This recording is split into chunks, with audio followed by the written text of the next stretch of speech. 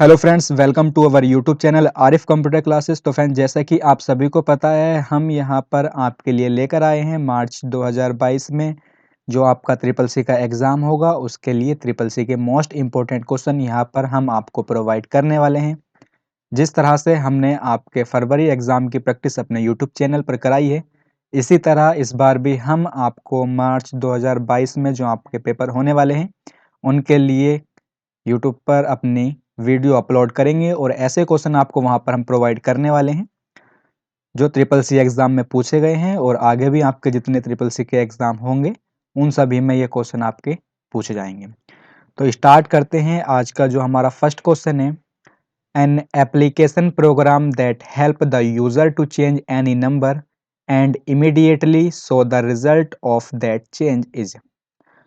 एक application program जो उपयोगकर्ता को किसी भी संख्या को बदलने में मदद करता है और तुरंत उस परिवर्तन का परिणाम दिखाता है, तो उसे हम क्या कहते हैं?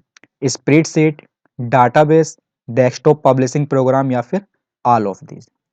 तो आपका जो एक एप्लीकेशन प्रोग्राम होता है जो उपयोगकर्ता को किसी भी संख्या को बदलने में मदद करता है और तुरंत उस पर परिवर्तन का परिणाम दिखाता है, उसे हम किस नाम से जानते हैं?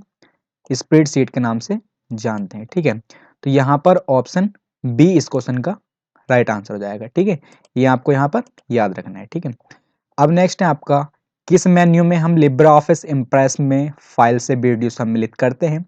In which menu we can insert the video from file in Libre Office Impress. तो हम लिब्रे ऑफिस इम्प्रेस में फाइल से वीडियो सम्मिलित करते हैं, वो किस मेन्यू में होता है आपका? इंसर्ट, व्यू, होम या फिर स्लाइड। तो किस मेन्यू में होता है आपका? वो होता है आपका इंसर्ट मेन्यू में। किस मेन्यू में होता है? इंसर्ट मेन्यू में। ठीक है, तो ऑप्शन ए यहाँ पर इस क्वेश्चन का राइट आंसर हो जाएगा। फ्रेंड्स, अभी तक आपने अगर क्लास को शेयर नहीं करा है तो क्लास को शेयर कर दीजिए, ताकि जितने भी स्टूडेंट हैं वो सभी अपनी तैयारी अच्छे से कर सके और उनको इस क्लास का रिजल्ट मिल जाए कि किस तरह से उन्होंने अपनी तैयारी करी है। अब नेक्स्ट है आपका, what is the full form of CMS। CMS की फुल फॉर्म क्या होती है? Context management system, content management service, content management system या फिर आपका नन। तो CMS की फुल फॉर्म होती है आपकी कंटेंट मैनेजमेंट सिस्टम। क्या होती है? कंटेंट मैनेजमेंट सिस्टम CMS की फुल फॉर्म होती है। ये आपको यहाँ पर याद रखना है। ठीक है, तो ऑप्शन सी यहाँ पर इस क्वेश्चन का राइट आंसर हो जाएगा। अब नेक्स्ट आपका, पेज नंबर स्टेटस बार में कहाँ दिखाई देते हैं? लेफ्ट में, राइट में, सेंटर में या फिर आपका ऑल। तो आपका जो पेज नंबर होता है वो स्टेटस बार में कहाँ दिखाई देता है? लेफ्ट में दिखाई देता है। ठीक है, कहाँ? लेफ्ट में। ये भी आपको यहाँ पर याद रखना है। तो फ्रेंड्स, मैं आपको यहाँ पर बता दूँ, हमारा जो फरवरी का एग्ज़ाम था वो बहुत ही अच्छा जाने वाला है, क्योंकि हमने सभी को तैयारी बहुत अच्छे से कराई है और सभी की ग्रेड आपकी वहाँ पर बहुत अच्छी होने वाली है। ये भी आपको यहाँ पर याद रखना है। ठीक है, तो ऑप्शन ए यहाँ पर इस क्वेश्चन का राइट आंसर हो जाएगा। अब नेक्स्ट आपका, डाटा को लॉजिकल क्रम में व्यवस्थित करने को क्या कहा जाता है? What is called to arrange data in logical order? Searching, sorting, logical या फिर आपका नन। तो डाटा को अगर हम लॉजिकल क्रम में व्यवस्थित करते हैं तो उसे हम बोलते हैं सॉर्टिंग के नाम से। किस नाम से जाना जाता है? सॉर्टिंग के नाम से उसको हम जानते हैं। ठीक है, नेक्स्ट है आपका, डेस्कटॉप पर बने शॉर्टकट को डिलीट करने के बाद ओरिजिनल फोल्डर खुद ही डिलीट हो जाता है। ये आपको यहाँ पर बताना है, आपका ये क्वेश्चन राइट है या नहीं है। After deleting the shortcut on the desktop it is original folder deleted by itself. देखिए, जब आपके डेस्कटॉप पर बने शॉर्टकट को आप डिलीट करते हैं तो क्या उसके बाद आपका ओरिजिनल फोल्डर खुद ही डिलीट हो जाता है? नहीं, ये आपका हो जाएगा फोल्ड। अगर आप अपना शॉर्टकट जो आपका फ़ोल्डर बना हुआ है डेस्कटॉप पर, अगर आप उसे डिलीट करना चाहते हैं, डिलीट कर दिया आपने, तो उसके बाद आपका ओरिजिनल फ़ोल्डर खुद ही डिलीट नहीं होगा, इसलिए ये आपका हो जाएगा बिल्कुल फॉल्स। ठीक है, तो ऑप्शन बी यहाँ पर इस क्वेश्चन का राइट आंसर हो जाएगा। नेक्स्ट आपका, मॉनिटर और कीबोर्ड किस प्रकार की डिवाइस होती हैं? Half duplex, simplex, full duplex या फिर आपका डुप्लेक्स। तो यहाँ आपको अगर इस क्वेश्चन का राइट आंसर पता है तो आप कमेंट बॉक्स में ज़रूर बताते रहिएगा। आप सभी की तैयारी हम इतनी अच्छे से कराने वाले हैं कि आपकी बी, ए और एस ग्रेड से कम नहीं आएगी। ठीक है, तो यहाँ पर आपको देखना है, बताना है मॉनिटर और कीबोर्ड किस प्रकार का डिवाइस है। हाफ डुप्लेक्स है, सिंप्लेक्स है, फुल डुप्लेक्स है या फिर डुप्लेक्स है। तो आपका जो मॉनिटर और कीबोर्ड है वो आपके एक टाइप के किस प्रकार के डिवाइस होते हैं? आपके सिंपलेक्स, ठीक है। तो ऑप्शन बी यहाँ पर इस क्वेश्चन का राइट आंसर हो जाएगा। नेक्स्ट है आपका जुलाई 2010 में इंडिया के लिए कौन सा ब्राउज़र लॉन्च किया गया था? गूगल क्रोम, फायरफॉक्स, इपिक या फिर आपका सफारी। तो जुलाई 2010 में इंडिया के लिए जो ब्राउज़र लॉन्च किया गया था उसे हम जानते हैं इपिक के नाम से, ठीक है। तो ऑप्शन सी यहाँ पर इस क्वेश्चन का राइट आंसर हो जाएगा। नेक्स्ट है आपका which of the following is an example of A dot matrix printer. यहाँ पर आपको बताना है कि आपका जो डॉट मैट्रिक्स प्रिंटर होता है उसका एग्जाम्पल इनमें से कौन सा है? Impact printer, non impact printer, decibel printer या फिर आपका नन। तो आपका जो डॉट मैट्रिक्स प्रिंटर होता है वो आपका एक टाइप का इम्पैक्ट प्रिंटर होता है, ठीक है। किस टाइप का होता है? इम्पैक्ट प्रिंटर होता है, ये आपको यहाँ याद रखना है। इम्पैक्ट प्रिंटर आपके कौन कौन से होते हैं? Dot matrix printer, decibel printer, drum printer, line printer, ये आपके एक प्रकार के इम्पैक्ट प्रिंटर होते हैं, ये आपको यहाँ पर याद रखना है। और नॉन इम्पैक्ट प्रिंटर की अगर हम बात करें तो नॉन इम्पैक्ट प्रिंटर आपके होते हैं थर्मल प्रिंटर, लेज़र प्रिंटर, ये आपके नॉन इम्पैक्ट प्रिंटर होते हैं, ये भी आपको यहाँ पर याद रखना है, ठीक है। तो डॉट मैट्रिक्स प्रिंटर आपका किस टाइप का होता है? इम्पैक्ट प्रिंटर होता है एक प्रकार का।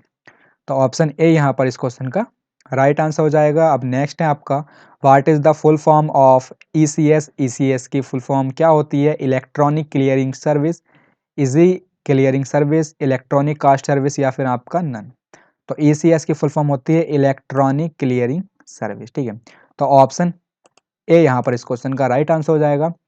नेक्स्ट है आपका यदि आप G7 पर हैं तो होम बटन दबाने पर सेल कहाँ होगा? If you are G7 where will be the cell be when you press the home button. आप अगर G7 पर हैं और होम बटन प्रेस करते तो आप कहाँ पहुँच जाएंगे? A7 पर, G2 पर, G1 पर या फिर नोट। तो देखिए अगर आप G7 पर हैं और होम बटन प्रेस करते हैं तो आप कहाँ पहुँच जाएंगे? A7 पर पहुँच जाएंगे। ये आपको यहाँ पर याद रखना है और सेम ही क्वेश्चन जैसे मैंने आपको यहाँ पर दिए हैं, क्वेश्चन भी सेम रहेगा और ऑप्शन भी आपके यहाँ पर सेम रहने वाले हैं, ठीक है। अब नेक्स्ट है आपका निम्न में से कौन सी विधि प्रमाणीकरण की न्यूनतम सुरक्षित विधि है? Which of the following method is the least secure method of authentication. तो आपकी कौन सी न्यूनतम सुरक्षित विधि है? फिंगरप्रिंट, की कार्ड, पासवर्ड या फिर आपका रेटिना पैटर्न। तो न्यूनतम सुरक्षित विधि में से कौन सी है? वो होती है आपकी पासवर्ड, ठीक है। तो ऑप्शन सी यहाँ पर इस क्वेश्चन का राइट आंसर रहेगा। नेक्स्ट है आपका फाउंडर ऑफ लिंक्डइन। लिंक्डइन के आपको यहाँ पर फाउंडर बताने हैं। अगर आपको इस क्वेश्चन का राइट आंसर पता है तो कमेंट बॉक्स में ज़रूर बताइएगा। आपके ऑप्शन है Reid Hoffman, Macro Boris, Cheris Daniels, Pavel Durov. तो लिंक्डइन के जो आपके फाउंडर हैं वो कौन है? आपके रेड हॉफमैन, ठीक है। तो ऑप्शन ए यहाँ राइट आंसर है। नेक्स्ट है आपका RSA स्टैंड्स फॉर राइवेस्ट सामिर अडलमैन, राइवेस्ट शाह अडलमैन, राइवेस्ट सामी अडिल या नोटा। तो RSA की फुल फॉर्म होती है राइवेस्ट सामिर अडलमैन, ठीक है। तो ऑप्शन ए यहाँ पर इस क्वेश्चन का राइट आंसर है। और जितने भी आज मैंने आपको यहाँ पर क्वेश्चन प्रोवाइड किए हैं वो सभी CCC एग्जाम में पूछे गए हैं और रिवाइज क्वेश्चन होते हैं। हर बार जितनी बार भी आपका CCC एग्जाम होता है ये क्वेश्चन आपके हर बार रिवाइज होते हैं। नेक्स्ट है आपका एम परिवहन रिलेटेड टू। एम परिवहन आपका किससे रिलेटेड है? ट्रांसपोर्टेशन से, हेल्थ से, बैंकिंग से या फिर आपका नोटा से। तो एम परिवहन आपका रिलेटेड होता है ट्रांसपोर्टेशन से, ठीक है। तो ऑप्शन ए यहाँ पर इस क्वेश्चन का राइट आंसर हो जाएगा। नेक्स्ट है आपका DES स्टैंड्स फॉर। यहाँ DES की फुल फॉर्म बतानी है तो क्या होती है? Data encrypted system, data encryption standard, data encryption service या फिर नन। तो DES की फुल फॉर्म होती है आपकी डाटा इनक्रिप्शन स्टैंडर्ड। क्या होती है? डाटा इनक्रिप्शन स्टैंडर्ड, ठीक है। तो ऑप्शन बी यहाँ पर इस क्वेश्चन का राइट आंसर हो जाएगा। अब नेक्स्ट है आपका रुपया शब्द किस भाषा से लिया गया है? From which language is the word rupee derived. तो रुपया किस भाषा से लिया गया है? उर्दू से, संस्कृत से, हिंदी से या अरबी से। तो किस भाषा से लिया गया है? संस्कृत भाषा से लिया गया है, ठीक है। तो यहाँ ऑप्शन बी सही हो जाएगा। नेक्स्ट है आपका फुल फॉर्म CRM। CRM की फुल फॉर्म क्या होती है? Customer relationship management, coin relationship management, customer relative management या फिर आपका नोटा। तो CRM की फुल फॉर्म होती है कस्टमर रिलेशनशिप मैनेजमेंट, ठीक है। तो ऑप्शन ए यहाँ पर इस क्वेश्चन का राइट आंसर हो जाएगा। नेक्स्ट है आपका मोनोक्रोम मॉनिटर कहते हैं। What is monochrome monitor called. आपका मॉनिटर जो मोनोक्रोम मॉनिटर होता है वो क्या क्या कौन सा होता है? इनमें से VGA, CRT, डिस्प्ले यूनिट या फिर ऑल। तो आपको जो मोनोक्रोम मॉनिटर होता है उसे हम क्या कहते हैं, क्या कहलाता है आपका CRT, कैथोड रे ट्यूब। ये आपको यहाँ पर याद रखना है। तो ऑप्शन बी यहाँ इस क्वेश्चन का राइट आंसर हो जाएगा। नेक्स्ट है आपका how long can you post audio in Twitter duration. आप जो ट्विटर पर वीडियो या ऑडियो पोस्ट करते हैं वो कितने सेकंड की होती है, ऑडियो कितने सेकंड की होती है, आपको यहाँ पर बताना है। 140 सेकंड, 5 मिनट या फिर आपका 240 सेकंड, इनमें से कोई नहीं। तो ट्विटर पर आप जो ऑडियो पोस्ट करते हैं वो कितने ड्यूरेशन की होती है, वो होती है आपकी 140 सेकंड। ये आपको यहाँ पर याद रखना है, ठीक है। तो ऑप्शन ए यहाँ सही आंसर हो जाएगा। नेक्स्ट है आपका पहला IoT डिवाइस कब बनाया गया था, when was the first IoT device made. तो आपकी IoT की फुल फॉर्म होती है इंटरनेट ऑफ थिंग्स, और IIoT की फुल फॉर्म होती है इंडस्ट्रियल इंटरनेट ऑफ थिंग्स। ये भी आपको यहाँ पर याद रखनी है। IoT की इंटरनेट ऑफ थिंग्स और IIoT की इंडस्ट्रियल इंटरनेट ऑफ थिंग्स, दोनों ही आपको यहाँ पर याद रखनी है। तो पहला IoT डिवाइस कब बनाया गया था, 1982 में। कब बनाया गया था, 1982 में। तो ऑप्शन बी यहाँ पर इस क्वेश्चन का राइट आंसर हो जाएगा। अब नेक्स्ट आपका when did NPCI start, NPCI कब स्टार्ट किया गया था।